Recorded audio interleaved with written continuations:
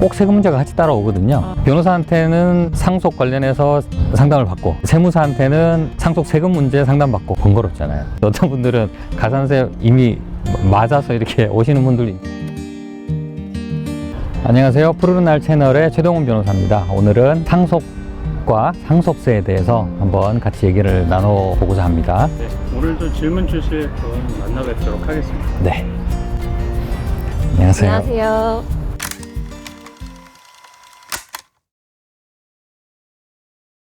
네, 변호사님, 세무사 자격증이 있다고 하셨는데요. 변호사 면허 외에 세무사 자격증이 필요한 이유가 뭘까요? 변호사가 뭐 소송이나 이런 업무를 하는 건 당연한데 세무 업무도 하는 경우가 많이 있거든요. 물론 이제 세무사처럼 뭐 세금 신고를 하고 기장대리를 하고 이런 업무를 하는 건 아니지만 세무와 관련된 소송을 하는 경우도 있겠죠. 세금이 너무 과하게 부과됐으니까 뭐 취소해 달라거나 상속 같은 이제 다툼이 생겼을 때 상속세 문제는 어떻게 처리가 될 것인가 라는 거를 이제 좀 같이 상담을 해드릴 필요가 있거든요. 이제 거기에 맞춰서 소송 전략도 가져가야 되고 하기 때문에 단순히 소송 업무만 하기보다는 좀 세무사 자격을 가지고 세무에 관해서도 좀 같이 상담을 하는 것이 좋겠다 싶어서 이제 세무사 자격도 같이 취득하게 된 것입니다. 그 상속과 관련된 세금은 어떤 종류가 있을까요? 예, 흔히 문제되는 거는 증여세하고 상속세겠죠. 증여세는 사망하시기 전에 재산을 넘겼을 때 부과되는 것이고 사망한 다음에 넘기면 상속세가 나오겠죠. 그건 이제 사망 시점에 따라서 좀 다른 것 같고요. 그리고 또 문제되는 거는 취득세나 등록세 뭐 이런 것들도 문제될 수는 있어요. 예를 들어서 뭐 이제 상속이 개시가 돼서 뭐 아파트를 상속받았을 때 상속세도 당연히 문제가 되겠지만 그거를 이제 등기를 하고 취득하는 과정에서 뭐 취득세나 등록세 이런 것들도 뭐 당연히 따라오는 것이니까요.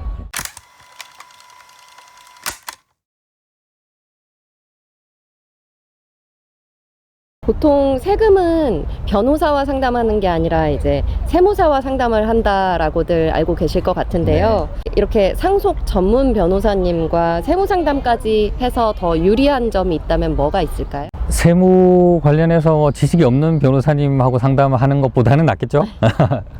세금 이제 신고나 기장대리 이런 업무만 하실 경우에는 세무사하고 하셔도 충분합니다. 그런 것들은 이제 세무사에서 더 특화되어 있고 더 간편하게 하실 수 있으니까. 그런데 이제 소송과 연관된 문제가 있어요. 상속 재산 분할이라든가 이런 문제들이 생겼을 때 꼭 세금 문제가 같이 따라오거든요. 변호사한테는 상속 관련해서 상담을 받고 네. 또 다른 데 가서 세무사한테는 상속 세금 문제 상담받고 하면 이제 번거롭잖아요. 변호사가 같이 상속 소송 문제뿐만 아니라 상속세도 어떻게 될 것이다 라고 전반적으로 이제 상담을 해드릴 수 있으면 이제 훨씬 간편하고 또 정확도도 올라가고 소송 결과도 좋아지겠죠. 네. 거기에 따라서 소송 전략도 이제 다시 세울 수가 있고요. 네. 누가 상속받으면 뭐 상속세가 얼마나 더 나온다. 이런 것들이 굉장히 중요하잖아요. 그런 것들을 얘기해 줄 수가 있어야 상속 재산 분할이나 뭐 유류분 이런 문제도 같이 해결하는데 더 편하겠죠. 변호사님은 국제 이혼 관련해서도 전문적으로 다루시고 있는 걸로 알고 있는데요. 해외 재산 관련된 세금 문제도 상담이 가능하신지요? 뭐 국제 이혼도 마찬가지지만 상속 문제도 이 재산이 한국에만 있는 게 아니거든요. 네. 또 사람이 한국에만 있는 것도 아니고 외국에 살다가 한국에 살다가 이런 분도 계시고 또 재산을 한국에도 두고 있지만 외국에도 재산을 가지고 계시기도 하고 하기 때문에 그러면 한국에 있는 재산은 뭐 이렇게 상속받고 상속세 내고 하는 건 당연한데 외국에 있는 재산은 어떻게 상속합니까? 상속세는 뭐 얼마입니까? 그 상속세 내야 합니까? 이제 이런 문제가 생기죠. 이제 그런 것들에 대해서도 우리 상속세법에서 다 규정을 하고 있어요. 거주자 인지에 따라서 이제 뭐 어떻게 한다 이렇게 규정되어 있는데 조금 어려운 말이긴 하죠. 거주자에 해당되면은 뭐 세금은 어떻게 하고 거주자에 해당되지 않으면 뭐 또 다른 식으로 해결하고 이런 식의 또 정해져 있기 때문에 그걸 좀 판별을 할 수 있어야 돼요. 아, 이거는 거주자 요건에 해당되니까 외국에 있는 재산도 어떻게 해서 상속 신고를 어떻게 하셔야 된다. 라고 이렇게 좀 조언을 드릴 수가 있거든요. 외국에 있는 재산이라고 해서 그냥 싹 무시하고 한국에 있는 것만 가지고 막 소송하고 세금 신고 다 했다. 나중에 문제가 될 수도 있어요. 나중에 세무서에서 찾아오죠. 이거 해외에 있는 재산 신고 누락했네? 누락하면 그럼 돈 낼게요 하면 끝나는 게 아니고 가산세도 나와요. 그게 규모가 크면 가산세가 굉장히 커지거든요. 그래서 그런 것들까지 좀 아울러서 포괄적으로 다 할 수 있어야 빠지는 부분이 없이 실수하지 않고 그렇게 할 수 있을 것 같아요.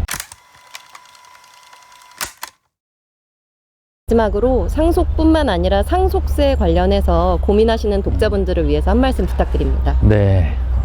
세금 문제는 우리 생활에 굉장히 밀접하죠. 뭘 하든 세금 문제가 따라오거든요. 굉장히 중요하고 실수하지 말아야 될 분야인데 또 의외로 이제 잘 모르시죠. 상속 재산 분할 소송이라 유류분 소송 이런 거 할 때도 상속세 문제가 같이 따라오거든요. 그래서 누가 상속을 더 받고 덜 받고 하느냐, 아니면 똑같은 지분으로 상속을 받느냐에 따라서 이제 각자 부담해야 될 상속 세가 달라질 수도 있고, 상속재산 분할 협의가 잘 안 되면 상속세는 내야 되는데 서로 상속세 안 내려고 하고 이러다 보니까 가산세를 물기도 하고 그런 경우도 있거든요. 그러면 또 대안을 제시해 줄 수 있어야 돼요. 누군가는 또 전체 상속인을 대신해서 미리 좀 상속세 내고 가산세를 피한 다음에 나중에 이제 세금 경정 절차를 통해서 지분에 따라서 다시 경정해라. 이제 이런 절차도 또 안내를 해드리고 있어요, 실제로는. 네. 이제 그런 것들은 잘 모르세요. 그래서 어떤 분들은 가산세 이미 맞아서 이렇게 오시는 분들도 있는데, 그거는 미리 좀 상담을 받아보셨으면 어땠을까 하는 아쉬움이 있어요. 어려워하지 마시고, 이제 변호사가 같이 세무상담까지도 할 수 있으니까, 그런 것들 미리 좀 알아보시고 와서 꼼꼼하게 상담 받으시는 게 좋겠습니다. 네, 고맙습니다.